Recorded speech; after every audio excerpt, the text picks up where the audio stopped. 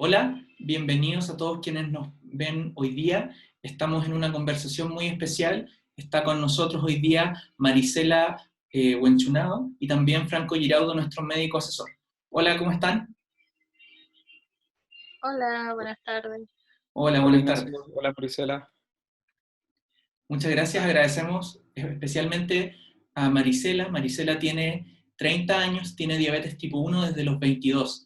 Es enfermera del Hospital Regional Enríquez Aravena de Temuco y estuvo hospitalizada 21 días y 7 de ellos con ventilación artificial. Fue dada de alta el 27 de abril luego de estar con COVID-19. Eh, Marisela también ha participado y sigue participando del grupo Diabetes Araucanía. De hecho, gracias a ellos pudimos hacer este contacto hoy día, donde en este grupo tienen la posibilidad de compartir experiencias con otras personas con diabetes y también compartir material educativo. Marisela, vamos a hacer ahora unas preguntas para que tú nos puedas contar y nuestro público pueda entender, en este caso, cómo ha sido tu experiencia. Por otra parte, Franco también nos va a ir comentando algunos datos médicos sobre el coronavirus en general. Así que vamos a comenzar ahora. Marisela, ¿cuáles fueron los principales o los primeros síntomas que notaste en tu caso para sospechar que estabas contagiada del coronavirus? Eh, bueno, mis primeros síntomas fueron dolor de garganta o de amígdala. Después, al otro día, comencé con dolores musculares y un poco de fiebre. Esos fueron como los síntomas que tuve. Pérdida de apetito y la pérdida del olfato igual, que eso deja que disminuyamos un poco de alimentarnos, porque uno no siente nada de los sabores o los olfatos de los alimentos. Y más o menos, ¿por cuántos días te sentiste así? Eh, Estuve experimentando los síntomas por 5 días más o menos, pero lo iba resistiendo bien. Por ejemplo, iban disminuyendo. Al otro día desaparecía, por ejemplo, el dolor de garganta y después el dolor muscular lo tuve durante solamente un día y así fueron disminuyendo los síntomas. Ujú. Muchas gracias, Marisela. Franco, desde tu expertise o desde lo que hoy día se conoce sobre el coronavirus, ¿qué síntomas debemos o nos hacen sospechar de la presencia del COVID-19? Mira, la verdad es que como todas las infecciones virales, en realidad hay un abanico de síntomas que pueden ir desde ninguno hasta síntomas bien complejos como dificultad para respirar en este caso. Los que se describen clásicamente son los que nos acaba de comentar que tuvo Marisela. En el fondo, un cuadro eh, que puede comenzar como un resfriado, tos, estornudos, pero que luego parte con síntomas que son medios parecidos a la gripe, las mialgias, que son estos dolores musculares, este decaimiento, aparece esta fiebre. Eso es lo que en general se describe, pero como te digo, en realidad el abanico es amplio y podrían aparecer también síntomas gastrointestinales como diarrea. Entiendo. Y en el caso tuyo, Marisela, porque estamos hablando justamente en esta conversación de diabetes y diabetes tipo 1 en tu caso que tienes desde los 22 años. ¿Tú notaste algún cambio, algún síntoma, alguna diferencia en, en tus glicemias, en la dosis de insulina que requerías o en algún aspecto relacionado con la diabetes en estos días? Sí, mis glicemias estaban súper altas, tenía de 250, 350 y eran sostenidos. Incluso yo no estaba ingiriendo tantos alimentos porque hay pérdida del apetito. Entonces ahí notaba harta diferencia entre la glicemia y por ende aumentaron las dosis de insulina durante esos días. Perfecto. Franco, ¿nos puedes comentar en general, porque suele suceder esto no solo con la infección del coronavirus, ¿qué nos puedes decir respecto a la glicemia en caso de enfermedad? Claro, también hay que recordar que en el fondo un mecanismo de defensa que tiene nuestro cuerpo frente a cualquier infección es subir los niveles de azúcar en la sangre. Esto permite en una persona sin diabetes tener más energía a su disposición para defenderse de los microorganismos que nos están provocando este cuadro. El problema es que las personas que no tenemos insulina, solo sube la glicemia y eso repercute en que el azúcar en nuestra sangre está alto, lo que se puede controlar haciendo algunos ajustes en la terapia con la insulina.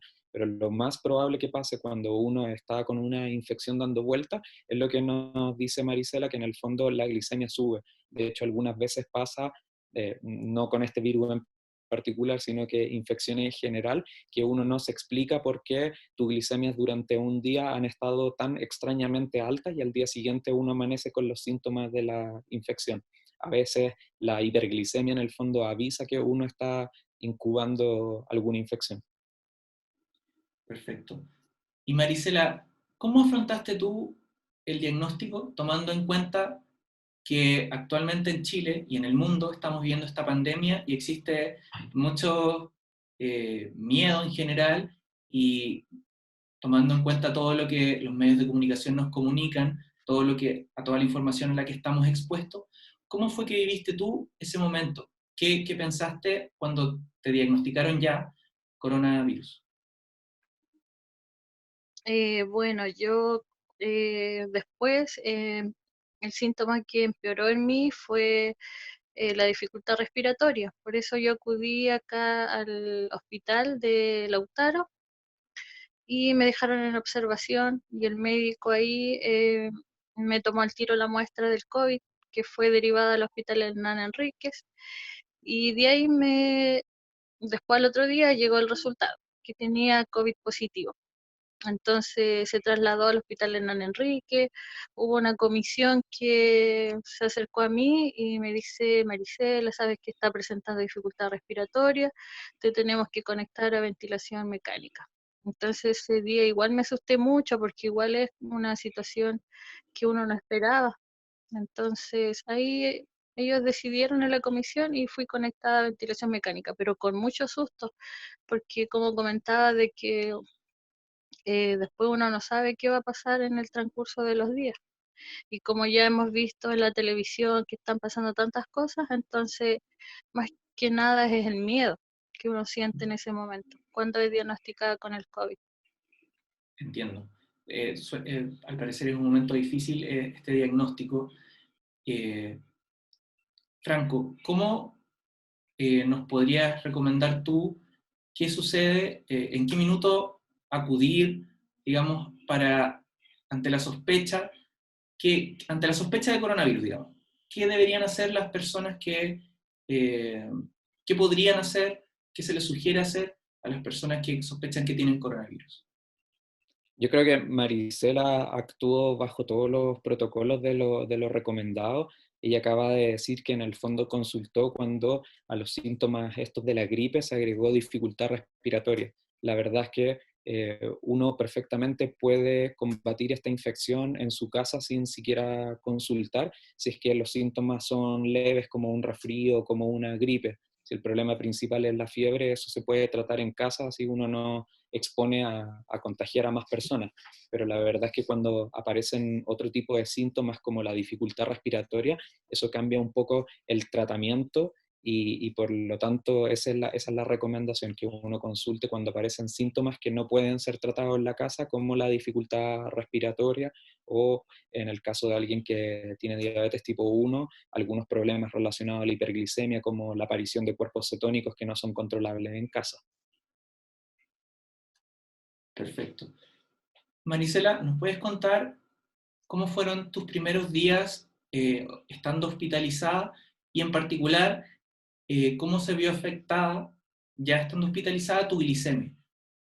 Y si nos puedes contar también, en ese momento, cuando ya fuiste hospitalizada, cómo se llevó el tratamiento, cómo los médicos llevaron tu tratamiento de diabetes, por así decirlo.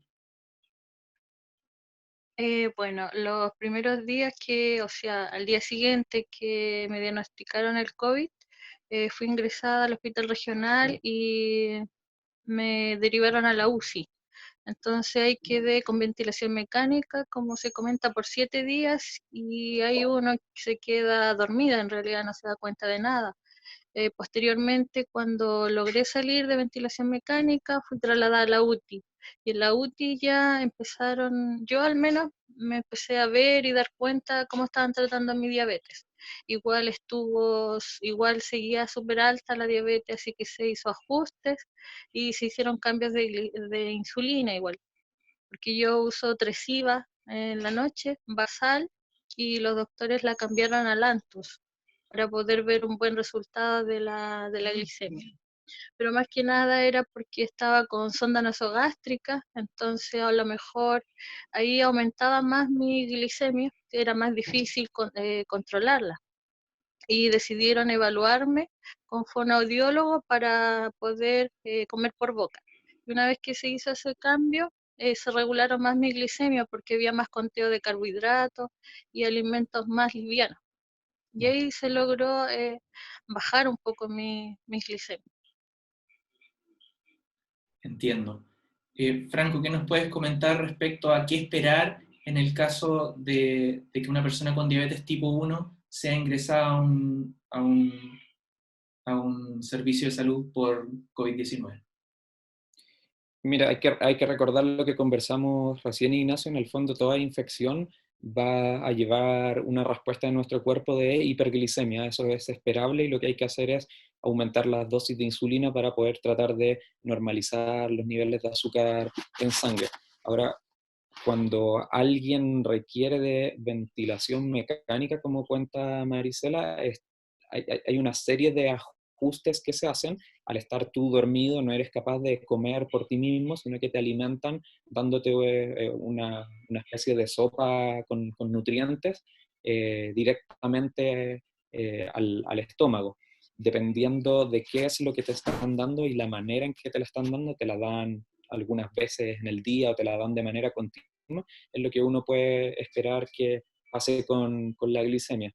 Ahí en el fondo sería importante tener a alguien del equipo tratante que sepa de diabetes para ajustar la insulina, pero también hay que transmitir el mensaje de que en el fondo la infección por coronavirus no necesariamente va a ir de la mano del requerimiento de ventilación mecánica y todas estas medidas que estamos comentando, ¿verdad?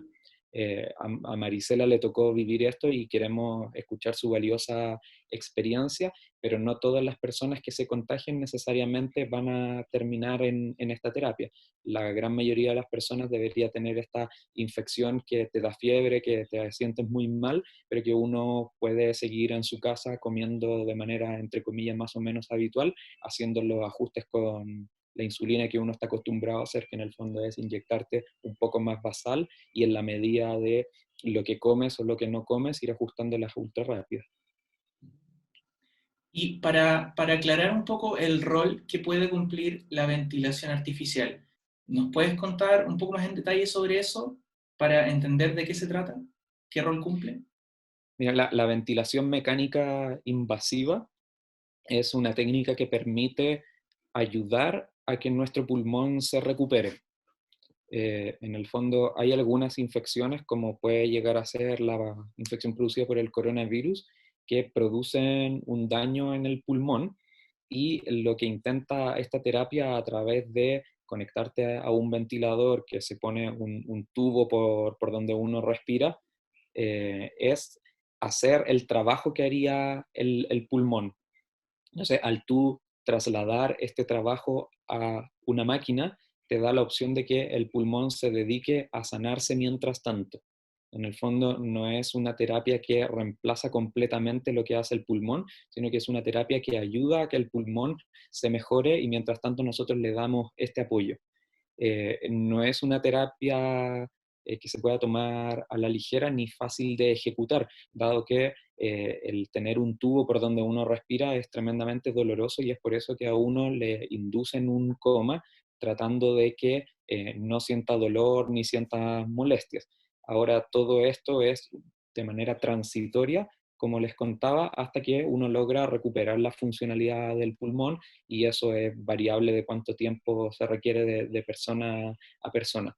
Como uno está sedado y con analgesia, en el fondo todo cambia, la manera de alimentarse, la manera de recibir la insulina, y por eso es que pacientes que tienen estos requerimientos tienen que estar necesariamente en una unidad de cuidado intensivo o de pacientes críticos, porque son muchos los cuidados que hay que tener alrededor de una persona que requiere esta terapia con o sin diabetes.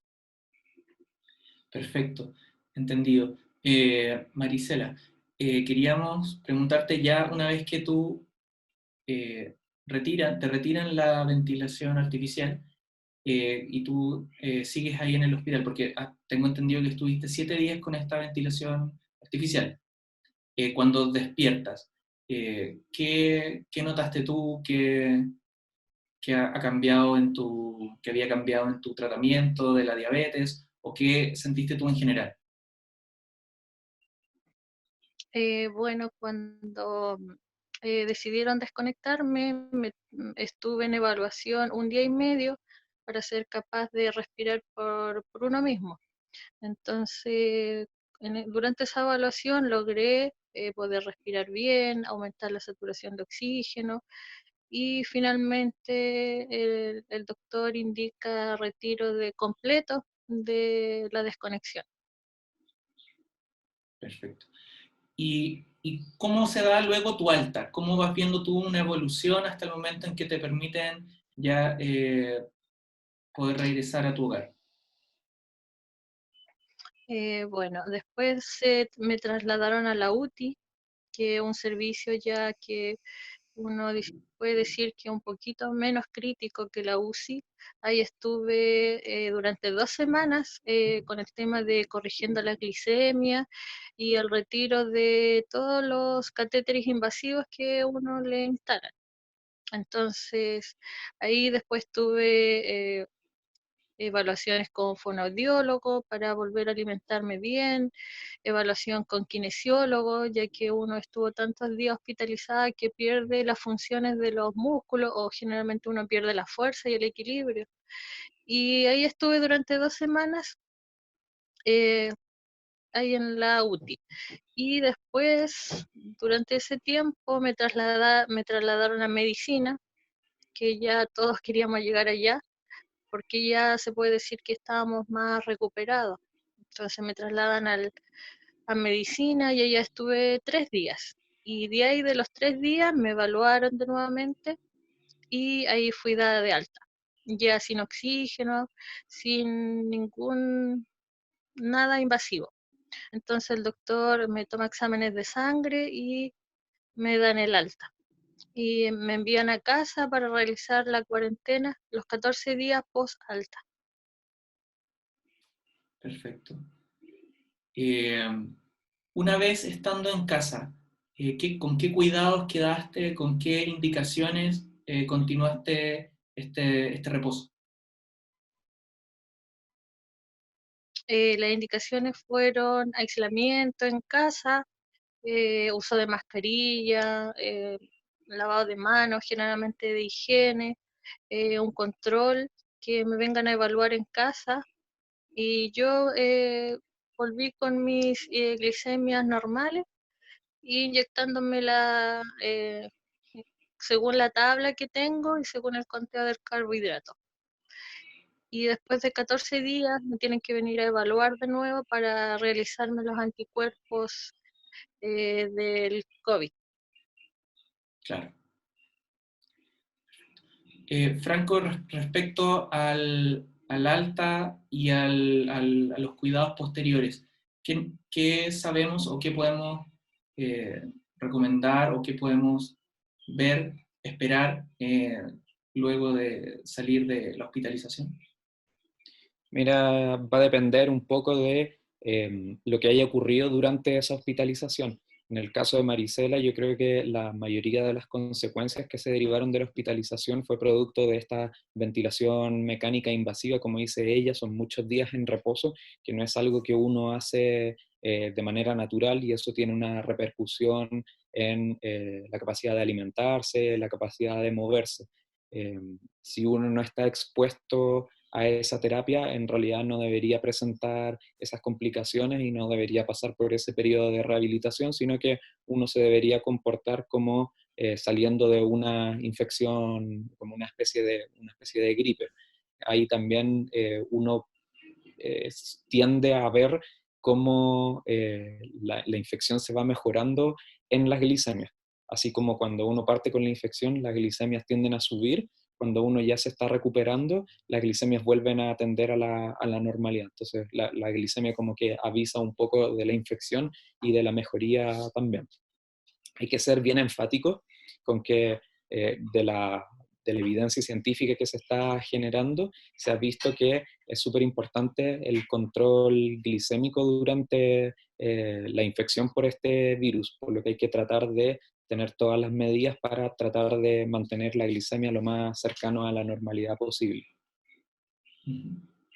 Y justamente a lo que nos comentabas recién, Franco, ¿nos podrías contar un poco respecto a qué implica que las personas con diabetes sean parte de la población de riesgo? Hemos recibido varias preguntas a veces, o hay cierta confusión respecto a qué significa este término. ¿Nos puedes contar un poco más? Sí, mira, en realidad una persona que vive con diabetes tiene exactamente el mismo riesgo de una persona sin diabetes de contagiarse por este virus. La verdad es que la transmisión del virus no depende de tener o no la patología, sino que depende de estar en contacto con alguien que tenga la infección y de las medidas de higiene que uno puede adoptar para evitarlo, como la distancia, el lavado de manos, el tratar de evitar el contacto con personas que ya están infectadas. Se nos dice que es una población de riesgo porque en la medida que tú ya estás infectado, la posibilidad de hacer complicaciones por esta infección es mayor. Pero esta posibilidad de hacer complicaciones dependen de muchos factores, y uno de los factores que está dentro de nuestras manos, en el fondo, que nosotros podemos incidir para prevenir el desarrollo de estas complicaciones, es el control glicémico. Entonces, si uno ya se contagió por COVID, es sumamente importante que uno logre tratar de mantener las glicemias lo más normal posible. Y eso hay que hacerlo ajustando las dosis de insulina.